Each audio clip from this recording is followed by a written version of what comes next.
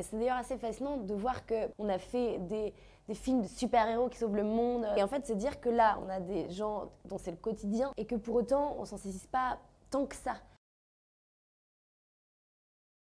Le sujet de l'écologie, il est de plus en plus dans les séries de manière globale.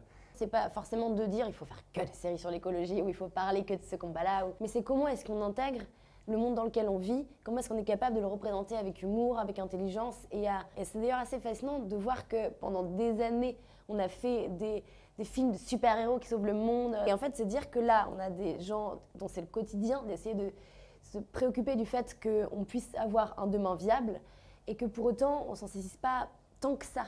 Alors que ça marche. Quand on voit les succès de Don't Look Up, quand on voit les succès de Years and Years, même des films comme Goliath, des films plus politiques, c'est pas vrai de dire qu'on va angoisser les gens, qu'on va les stresser, que ça va pas marcher, qu'ils vont pas regarder parce qu'ils veulent se changer les idées. Je pense que c'est un écueil de tomber là-dedans. Things were okay a few years ago. Surprise! Now, I don't know what to worry about first. I'm only just beginning. What's it going to be like for you? Years and Years, c'est une série qui a été un peu un début pour nous. On a le cynisme de Don't Look Up, plus proche de nous, et c'est très intelligent, c'est très drôle, et un peu terrifiant en même temps, mais pour moi, c'est la meilleure qu'il y a à ce jour sur cette question-là, honnêtement. Ça raconte un peu l'effondrement d'un système, année par année, et ça se concentre sur une famille anglaise de 10 personnes, et c'est incroyable. Tu as d'autres conseils, toi? Des conseils de séries qui parlent de ce genre de sujet. Et c'est là où c'est grave, c'est qu'en fait, il y en a, mais pas assez. C'est pour ça qu'on va en faire. C'est pour ça que c'est nos prochains projets. Mais il y a une série allemande qui s'appelle Nous la vague, qui est très teenage, mais qui marche pas mal dans le sens de ce processus d'identification de ça ressemble à quoi être ado en étant activiste pour le climat, comment est-ce qu'on se retrouve là-dedans, par quelle tragédie on peut être traversé. Une série assez incroyable, c'est Jeux d'influence. Ça représente pour moi exactement tout ce processus dans lequel on est empêtré de pouvoirs politiques qui sont capables d'accaparer et d'annihiler une action. Donc ça dénonce une industrie, ça montre l'ampleur du travail qui est face à nous. Je voulais vous parler quelques instants. Ah, ça va pas être possible, nous on parle pas aux journalistes. Si les vaches sont malades, ça vient du grain. J'ai du mal à croire que vous preniez des risques pareils.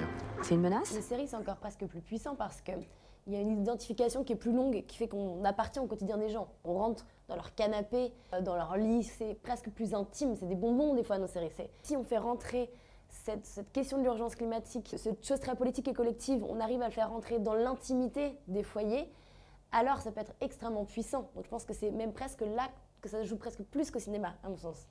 C'est une industrie extrêmement polluante, qui fait plus partie du problème que des solutions. Ce qui est assez étrange et schizophrène, c'est que de par l'impact écologique des tournages, on participe à condamner un monde qu'on a envie de dépeindre par nos récits, alors que pourtant ça peut être très puissant. Donc je pense qu'il y a un enjeu qui est immense et c'est une industrie qui, à mon sens, peut être habile, agile, parce qu'elle a l'habitude aussi de devoir faire avec les aléas tout le temps, donc quand même qu'il y a une capacité à pouvoir se transformer assez rapidement. Je pense qu'on pourrait être surpris à quel point ça peut aller vite. Si aussi il y a une décision politique, il faut qu'on ait des incentives pour que les producteurs, que les scénaristes, que les réalisateurs, on fasse vraiment une matière importante et incontournable avant même presque, je dirais, d'écrire les projets. Il y a des incitations qui existent déjà sur d'autres financements, inciter les productions à faire telle ou telle chose pour avoir le financement. Donc ça pourrait très bien être le cas sur les coproductions.